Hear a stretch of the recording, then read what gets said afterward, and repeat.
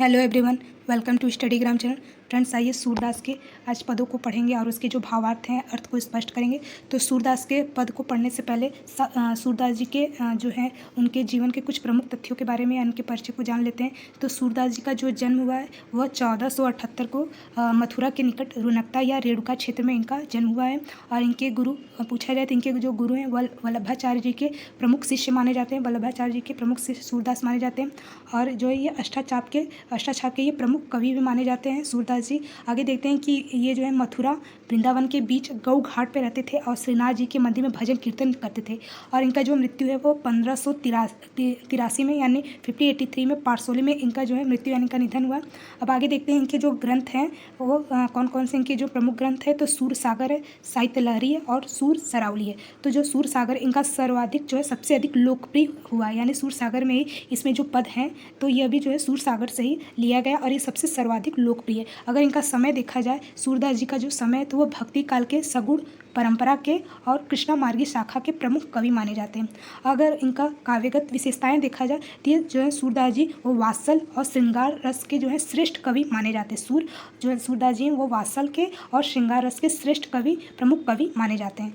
तो आगे और इनका जो भाषा है, भाषा पे इनका जो ब्रज भाषा पर इनका जो है जो इनके पद मिलेंगे वो ब्रज भाषा में ही मिलेंगे। अब आगे बात करते हैं कि पद को इसको पढ़ेंगे और इसके भावार्थ को समझेंगे। तो आइए इनके पदों को पढ़ेंगे। और ये जो सुर सरावली, ये जो पद लिए गए हैं इनमें क्षितिज भागों में, तो यह सुर सरावली से लिए गए हैं। और सुर सरावली में किससे लिए गए तो भ्रमर गीत नामक इससे पद से लिए गए हैं। तो इसमें 4 पद दिए गए हैं आपके क्षितिज भाग 2 में। तो ये जो किससे लिए गए तो भ्रमर गीत से लिए गए हैं। भ्रमर मतलब होता है भौरा। तो इसी के बारे में जो है इस पद को पढ़ेंगे और इसके भावार्थ को स्पष्ट करेंगे। तो आइए इसको पहले पद को पढ़ते हैं कि ऊधो तुम हो अति बड़ी भागी।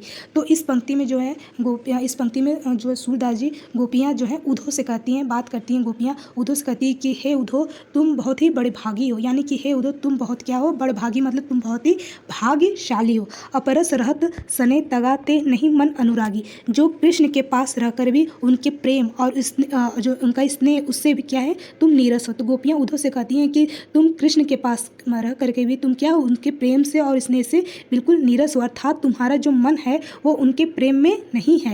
आगे लिखा है कि पुरैन पात रहत जल भीतर ता रस देह न दागी, मतलब कहने का मतलब है कि जो तुम्हारी दशा है, आगे गोपियाँ कहती हैं कि हे उद्धव जो तुम्हारी दशा है वह उस पुरैन मतलब होता है कमल के पत्ते की तरह, तुम्हारी जो दशा है वो कमल के पत्ते की तरह है, जो जल के अंदर रहते हुए भी जल से अपने शरीर में दाग नहीं लगा पाती। देह मतलब होता है शरीर, जो तुम जल के अंदर रहते हुए भी जो कमल के पत्ते की तरह हो, यानी तुम जल के अंदर रहते हुए भी जो है जल से अपने शरीर को दाग नहीं लगा पाती, यानी तुम्हारी दशा बिल्कुल वैसी होगी कमल के पत्ते की तरह।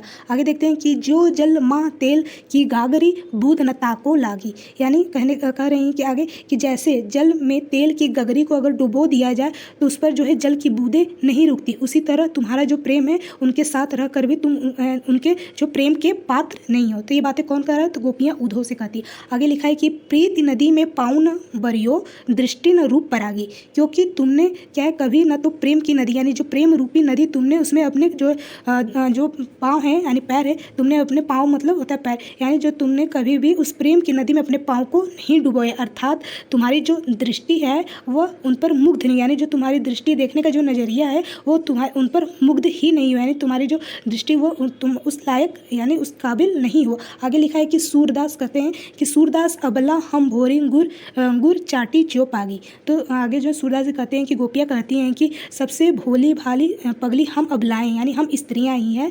तो उधो से कहती हैं कि हे उधो कि सबसे भोली भाली पगली हम अबलाएँ हैं, यानी हम गोपियाँ हैं, हम स्त्री हैं जो गुड़ और चींटी की तरह उनके प्रेम में लिपटे रहना चाहती, अर्थात उनके प्रेम में हमेशा अनुरक्त रहना चाहती।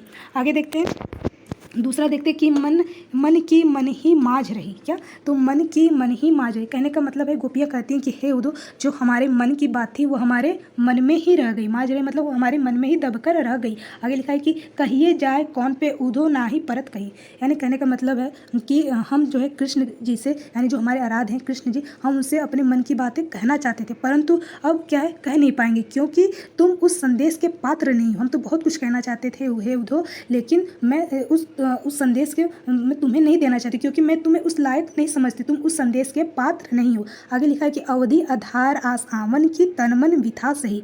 आगे कहती हैं कि तू जो कृष्ण इतने समय से है, जो कृष्ण जी के आने के लौट के आने की उम्मीद में हम लोग जी रहे थे, यानी इतने समय से कृष्ण के लौट आने की आशा को आधार बनाकर, उनकी उम्मीद को हम आधार बनाकर जो तन से मन से यानी शरीर से और मन से इस व्यथा को, इस दुख को हम क्या कर रहे थे, सह रहे थे। अब इन जोग संदेशनी सुनी सुनी बिरहनी बिरह दी। परंतु उन्होंने तो हमारे लिए क्या किया है, परंतु उन्होंने हमारे लिए यानी कृष्ण ने तो हमारे लिए ज्ञान योग का संदेश सुनाकर हमें क्या कर दिया, दुखी कर दिया है। और विरह की आग में विरहनी मतलब हम विरह की आग में अब क्या करें, बस जल रहे हैं। चाहती हुती गुहारी जितही ते उत ते धार भई। जहाँ पर हम क्या कर रहे हैं, अपनी रक्षा के लिए, और जहाँ पर हम अपनी रक्षा के लिए उनको पुकार रहे हैं, उनको बुला रहे हैं, लेकिन उस स्थान पर क्या हो रहा है, अब उस स्थान पर योग संदेश की प्रबल धारा बही, मतलब योग संदेश की प्रबल धारा बह रही है। जहाँ हम उनको अपनी रक्षा के लिए उनको पुकार रहे हैं, बुला रहे हैं, हमेशा बार बार उनको याद कर रहे हैं, लेकिन अब उस स्थान पर क्या हो रहा है, तो योग संदेश की प्रबल धारा बह रही है। आगे लिखा है कि सूरदास हम धीर धरे क्यों मर्यादा न लही। आगे लिखा है कि मतलब कहने का मतलब कि सूरदास जी कहते हैं कि गोपियाँ उद्धव से कहती हैं कि हे उद्धव, अब तुम ही बताओ, अब तुम ही बताओ कि अब हम इस धैर्य को, इस धीरज को कैसे धारण करें, कैसे रखें। जिन श्री कृष्ण जी के लिए, अपने आराध्य के लिए हमने अपने सभी मर्यादा को, अपनी मान प्रतिष्ठा को त्याग दिया। अब तुम ही बताओ हे उद्धव कि हम धैर्य को अब कैसे रखें। अब धैर्य धरने की अब चीज़ नहीं रह गई, यानी हम धैर्य को अब कैसे धारण करें, क्योंकि हमने उनके लिए ही अपने सभी मान मर्यादा थे वो सबको त्याग दिया था। तो फ्रेंड्स आज के लिए इतना ही। आज हमने पहला और दूसरा पद देखा। आगे का जो भाग होगा, तीसरा चौथा पद, उसको नेक्स्ट वीडियो में देखेंगे। तब तक के लिए जय हिंद।